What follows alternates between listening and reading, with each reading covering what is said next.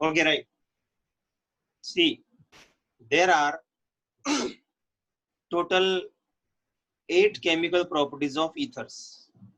So we will write all of them in a sequence wise. So first, these 5: action of concentrated sulfuric acid, action of dilute sulfuric acid, action of oxygen gas. When what is the meaning of oxygen gas? Means when we expose the ether to the air environment.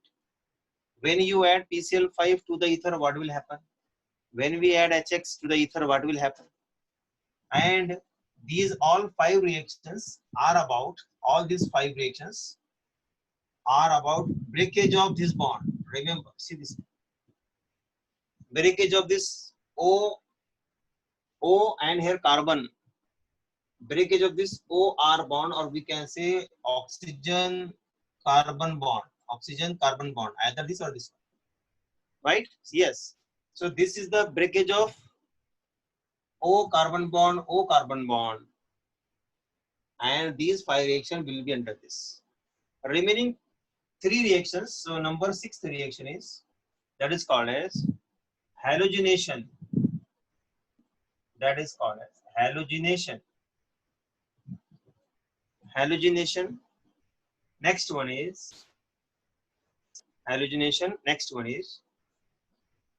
Friedel-Crafts acylation. We know this well. Friedel-Crafts acylation. This is the very well-known reaction. And in this we have acylation as well as alkylation. So we will label this as a Friedel-Crafts reaction. That's all. So under this we will discuss 2 reactions. And the last reaction will be nitration.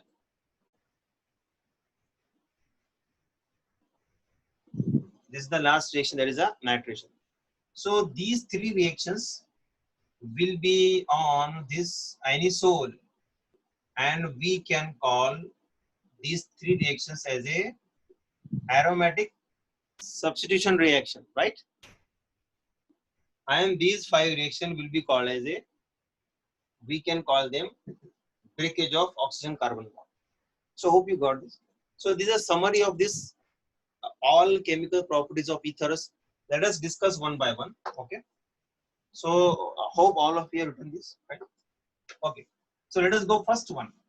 Action of concentrated sulfuric acid. Okay, fine. So first reaction is action of concentrated sulfuric acid. So what we can write about this? There is a very famous test. This is called as laboratory test.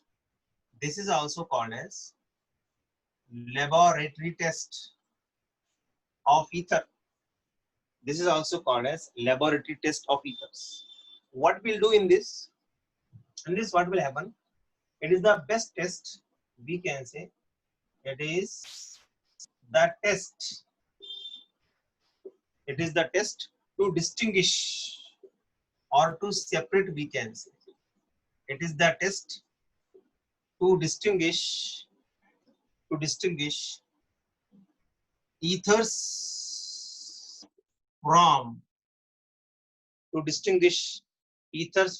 alkane.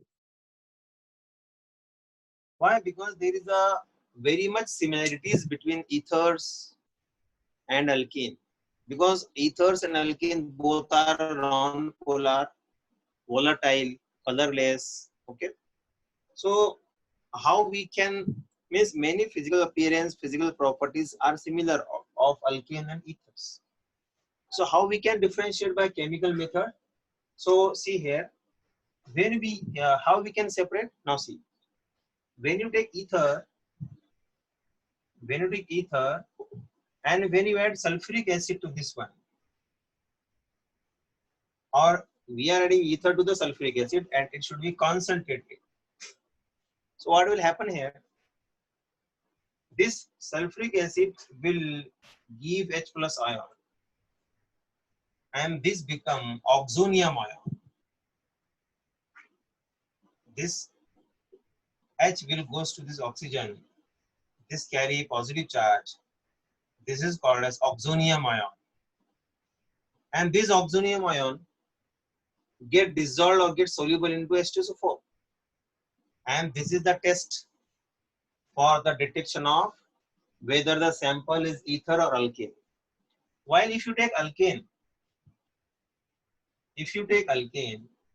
and if you add into H2SO4, no solubility form appear.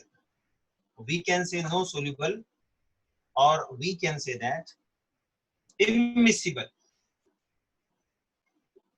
We can say when you add alkane into sulfuric acid, it remain immiscible, while ether get total miscible because of protonation taking place at the oxygen of ether. So this is the very important reaction, and we can say laboratory test for ether. So we got this, right?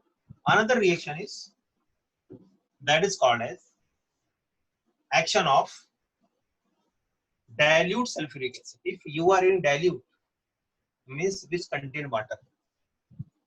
If we are adding dilute sulfuric acid, means water. So what will happen now? See? So this dilute sulfuric acid generally we represent as a H3O plus, like this, right? So let us have an example. So let us have a direct example. What is the statement for this? When ethers are, you can write it. When ethers are reacted with,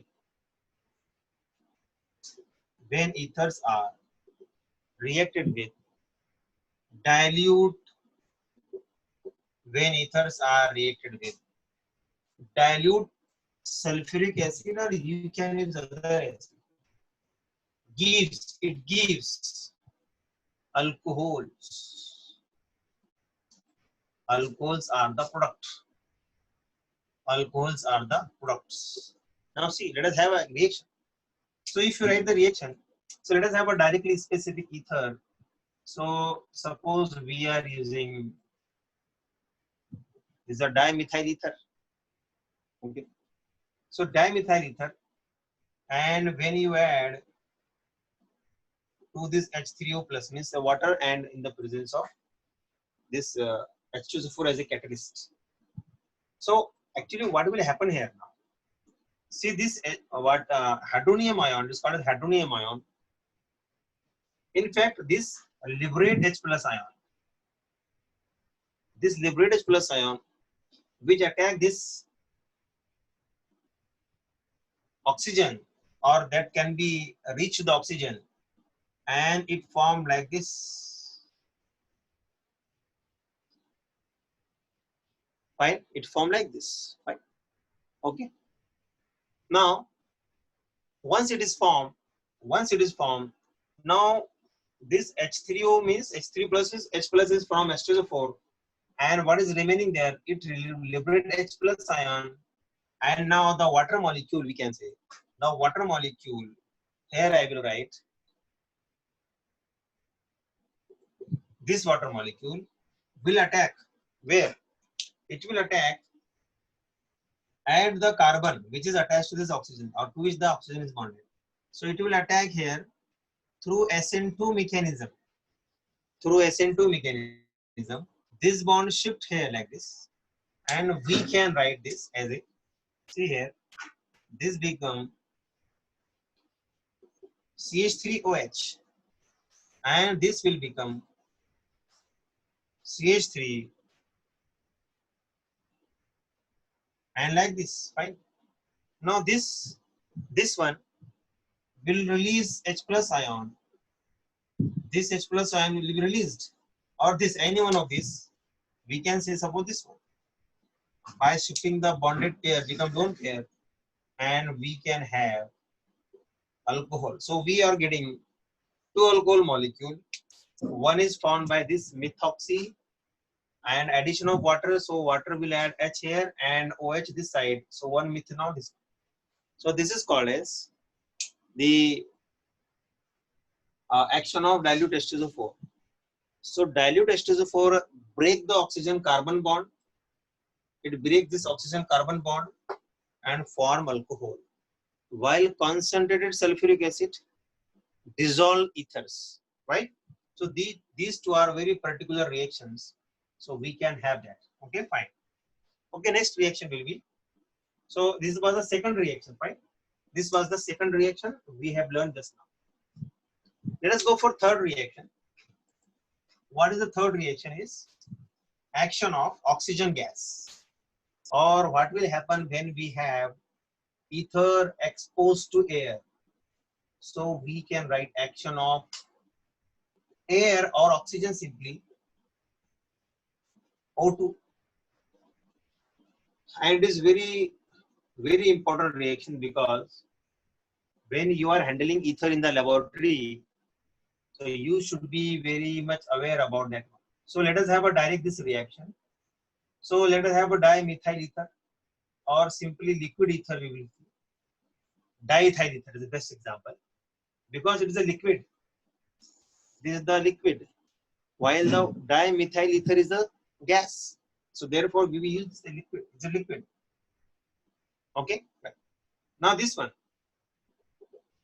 This when oxygen interacts with the ether, so see now what will happen. This carbon is alpha carbon. This is also alpha carbon.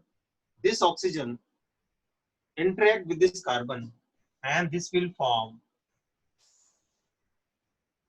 like this.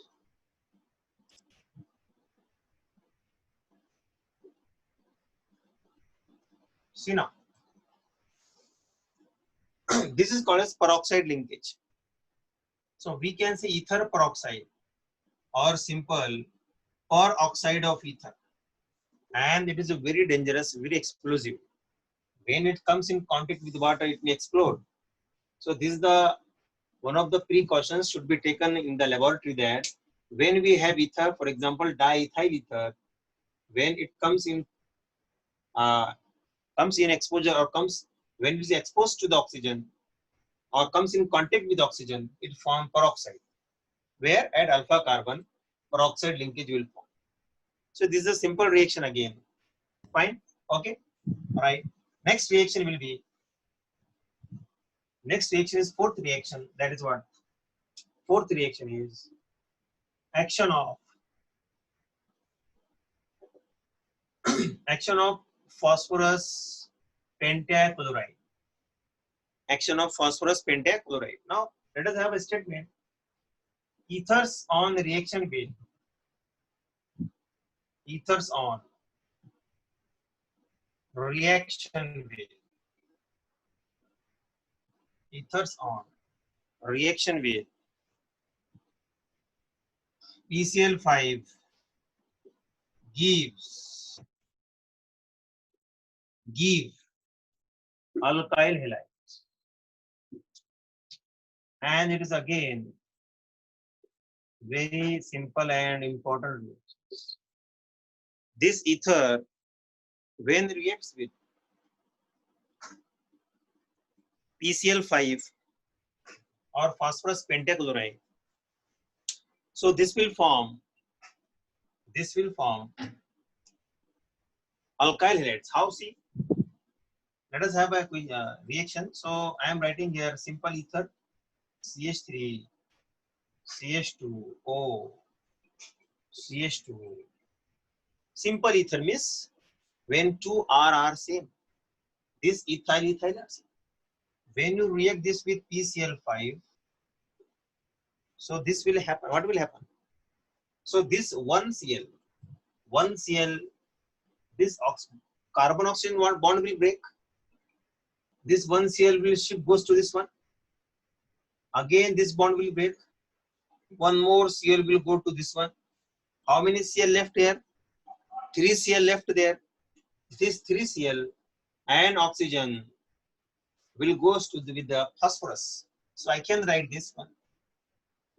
This CH3 CH2 Cl. How many times? 2 times. Okay. Plus POCl3. Hope you got this well. And how many this alkyl halides? 2 times. If we have a different alkyl halides, they are different. So you will get two types of alkyl halides. So here it is similar, simple ethers. So therefore it is right. Okay. So what is this action of PCl5? PCl5 when reacted with ethers, alkyl halides are the product. Means both the alkyl part of ether converted into alkyl halides, and this PCl becomes PuCl3, phosphorus oxychloride. It is called as phosphorus oxychloride. This is the very important reaction of ether, right? So next reaction is what? Let us go for next reaction. That is fifth reaction, which involve the breakage of carbon oxygen bond of ether. And there is a fifth reaction. It is a fifth reaction. And what is that? Now see this action of HX. Action of HX. Very, very important. So very, very important. Action of X. What can be HX? HX can be HCl, HBr, HI. We cannot use HF. Why? HF is an explosive. When once it comes in contact with this chemical, it may explode. Therefore, we avoid generally HF. So now, so action of HX, you can use any one of these. Let us have ether first. Now, let us have a simple ether. Let us have ether, suppose. Okay, fine. This is the ether. This is the ether. Ethyl methyl ether, fine. When you react this with HX, so let us have a one simple HI. We will take one example HI. So if I am using HI here, so I am writing cold condition. Means there are two conditions, cold condition and another will be hot condition. Fine. HI in hot condition. Fine. Fine. Okay. So what will happen? See, when this HI will react with this ether, so I will write here product. So what will be the product? So now see, in cold condition, which side we have less number of carbon? Left side of this, fine, only one carbon. That goes with the iodide halide and it will form like this. And this will form alcohol. So remember this, in cold condition, small carbon sites or the alkyl group of ether which is having less number of carbon will form alkyl halide and more number of carbon form alcohol. Okay, right. While in hot condition, what will happen? Both will form alkyl halides, so there is no conflict of interest. Simply write and that's it. Fine. So what is the important point? This cold condition. Remember this cold condition, which is of very much importance, which is of very much importance or great importance. So this is a very important point to be remembered. When you take cold condition, this small R group we can say of ether will always form alkyl halides.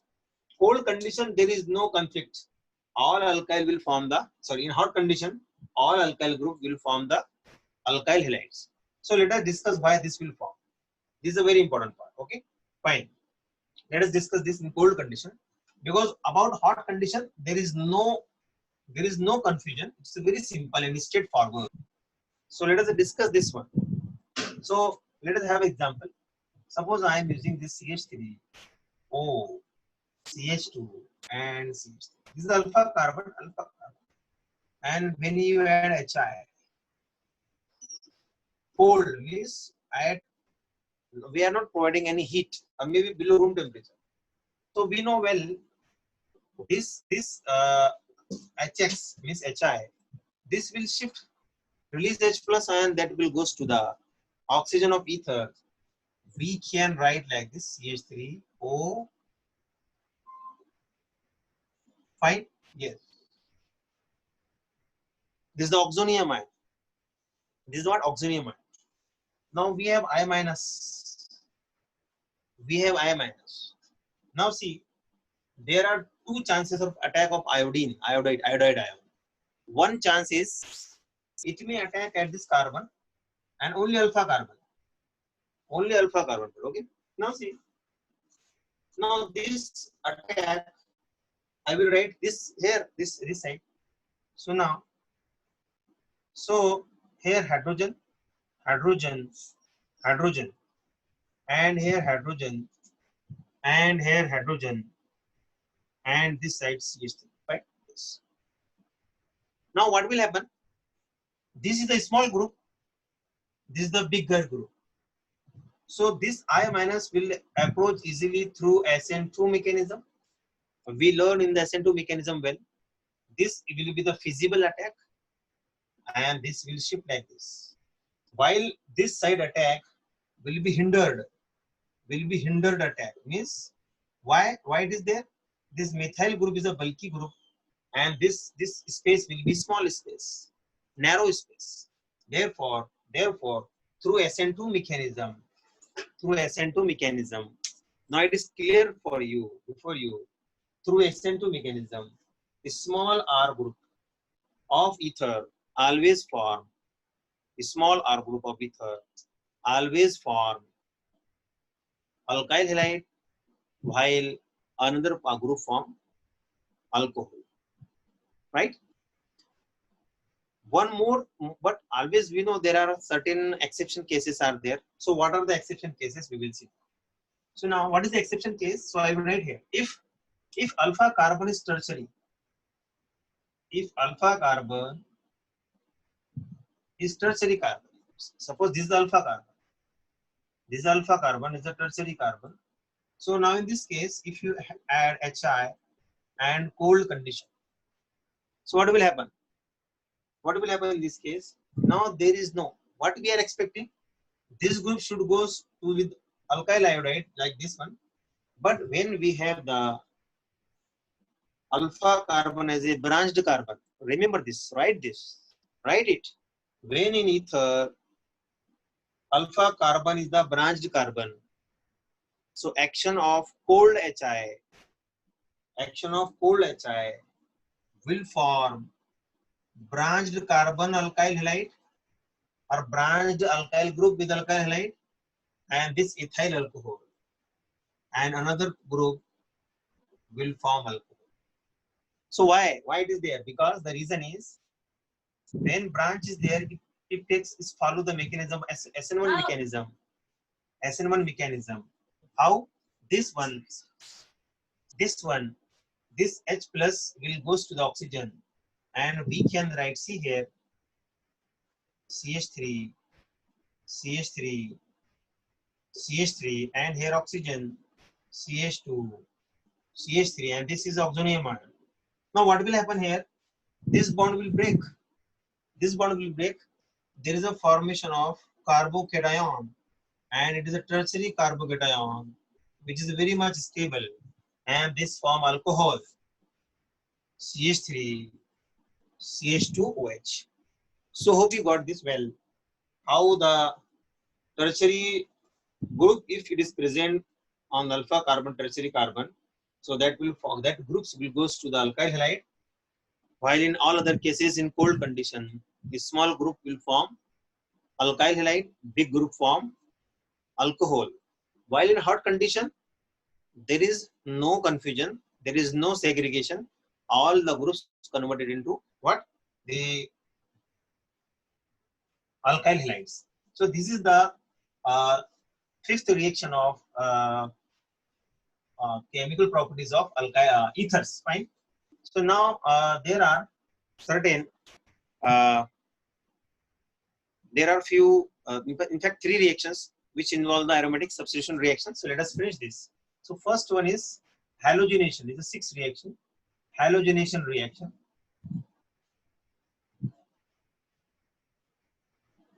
Halogenation reaction. So let us have this. This is a anisole. When you take anisole and react with bromine, and remember this, it is a very much reactive. Anisole is very much reactive, so we do not require Lewis acid also. Just acetic acid as a solvent. Acetic acid may convert this into two products, ortho product and para product. So which will be major? Yes. Which will be major? This will be major. Para is a major product.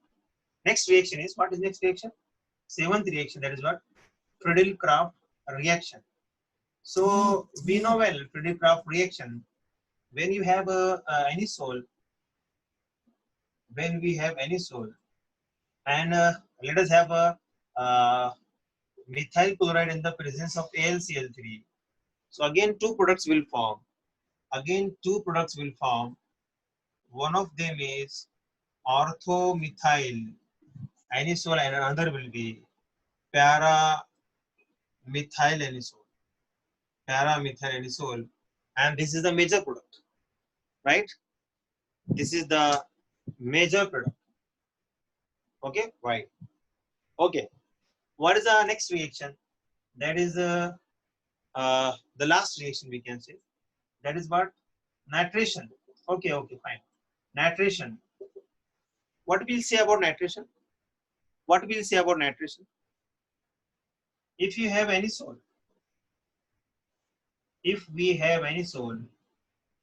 and if you react with the nitric acid concentrated in the presence of sulfuric acid,